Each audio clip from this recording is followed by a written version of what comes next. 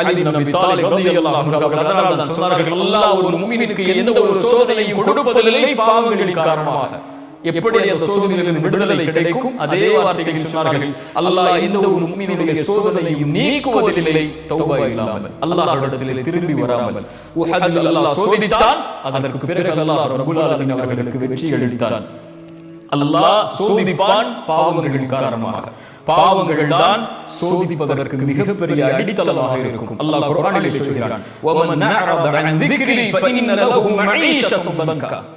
யார் அல்லாஹ்வின் நினைவை விட்டு தூரமாகி வாழ்கிறார்களோ அவர்களுக்கு அல்லாஹ் நெருக்கடியான வாழ்க்கையை கொடுப்பான். லா இலாஹ இல்லல்லாஹ்வை கூறியும் நெருக்கடி இருந்தால், லா இலாஹ இல்லல்லாஹ்வை கூறியும் உங்களுடைய வாழ்வு விசாலமாக இல்லை என்றால், சோதனைகளால், பிரச்சனைகளால், செல்வத்தால், குடும்பத்தால், உறவுகளால் என எல்லா புறமும் இருளால் சூழப்பட்டு நெருக்கடிகள் இருந்தால், அல்லாஹ்வின் நினைவை விட்டு தூரம்